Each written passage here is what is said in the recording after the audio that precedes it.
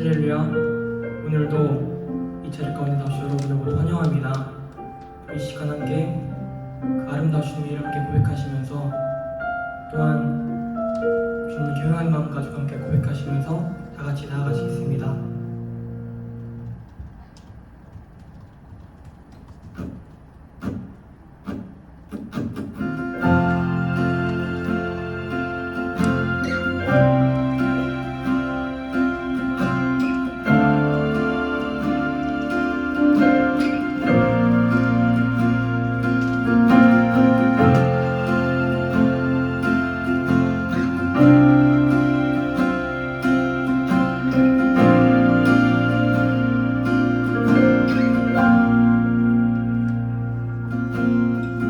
주께서 지으신 모든 세계 그 영광 볼 때에 감출 수 없는 그 아름다움 나의 노래 되네. 주께서 지으신 모든 세계 그 영광 볼 때에 감출 수 없는 그 아름다움 나의 노래 되네. 주 얼굴 주 얼굴 대할 때에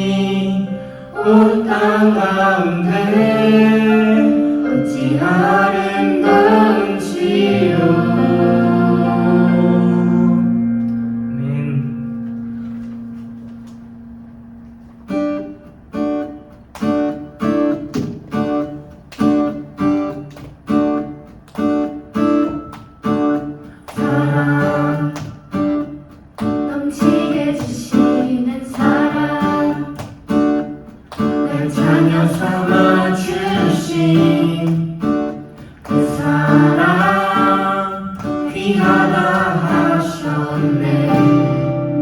그 사랑 세상이 본 적 없네. 주가 우리 죄 위하여 십자가에 달리사 죽기까지 사랑하셨네. 주님 그 사랑 감사해.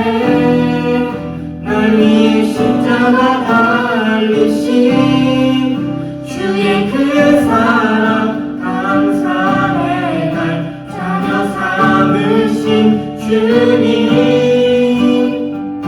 180 감사해.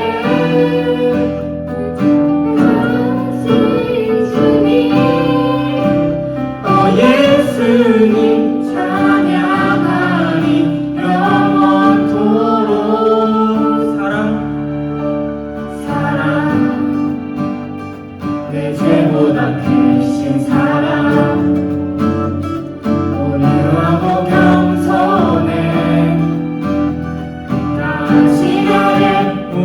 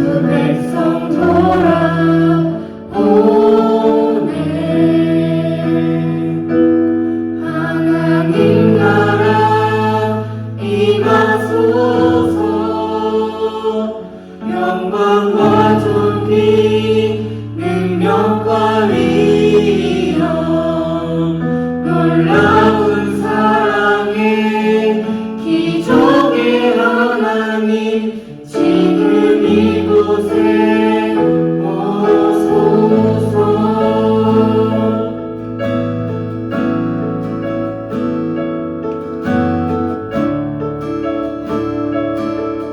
주의 나라가 주의 나라가 임할 때 하나님 임재하시네. 죄들과 회복되며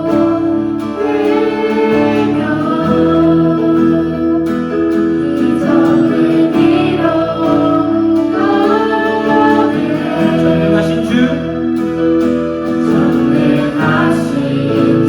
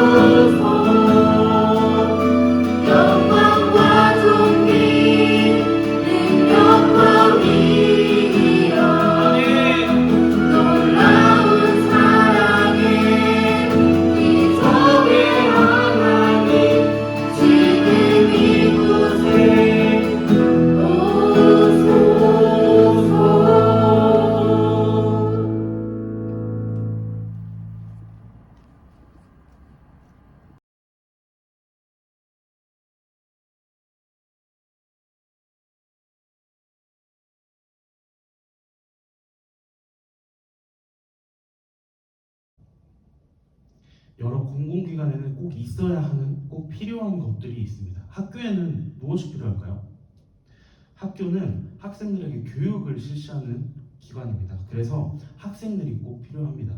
만약 학생들이 없다면 그곳은 학교라고 말할 수가 없습니다. 병원에는 무엇이 꼭 필요할까요? 병원은 환자들을 진찰하고 치료하는 데 필요한 설비를 갖추어 놓은 곳입니다. 병원에는 의료기구들이 꼭 필요하겠죠. 왜냐하면 환자들을 치료해야 하니까요.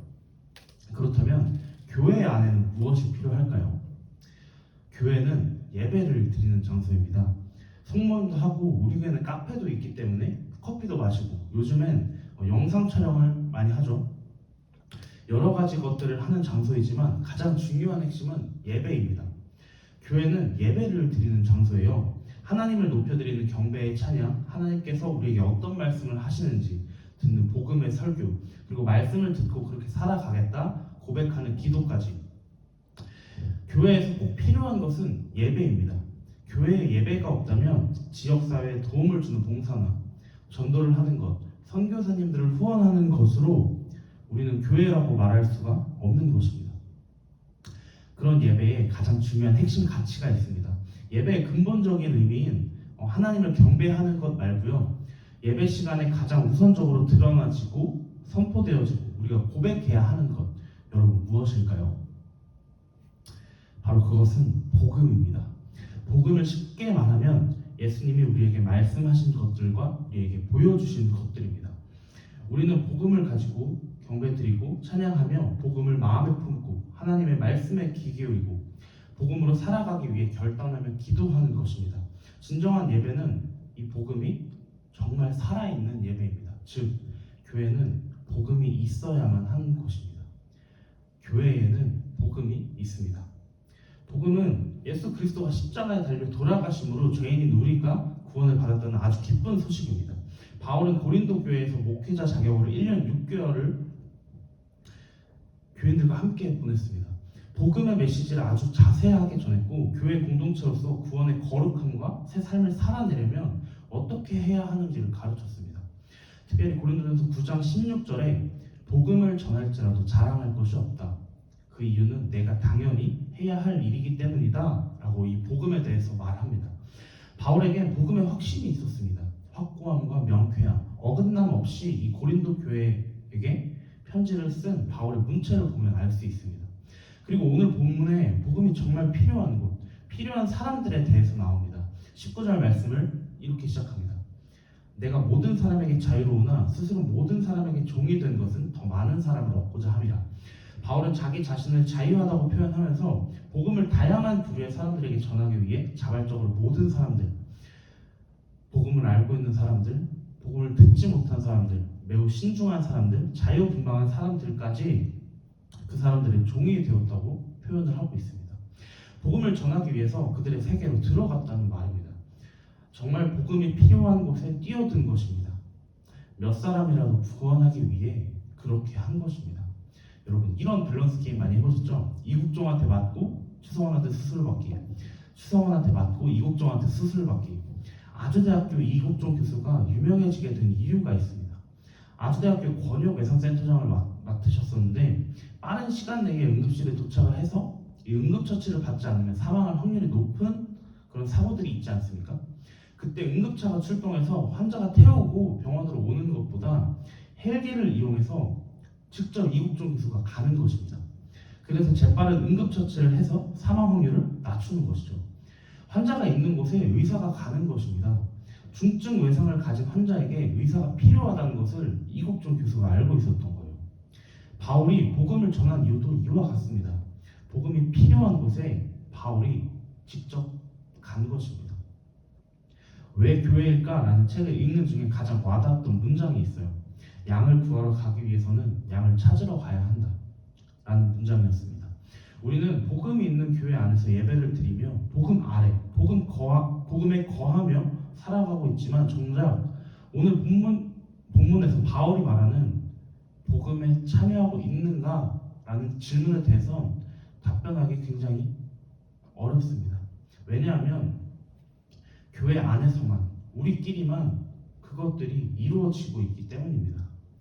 우리는 복음 안에 거하는 자로서 복음을 드러내며 살 필요가 있습니다. 그 모습이 바로 바울이 말한 복음에 동참하는 것입니다.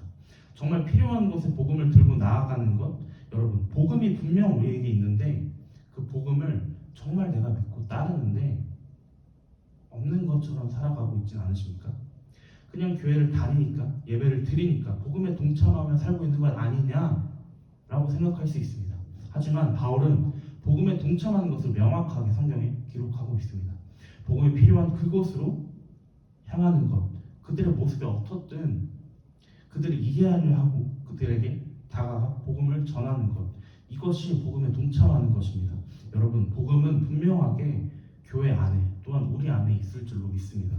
그 복음을 전하면서 정말 복음에 동참하는 우리 모두가 되기를 간절히 소망합니다.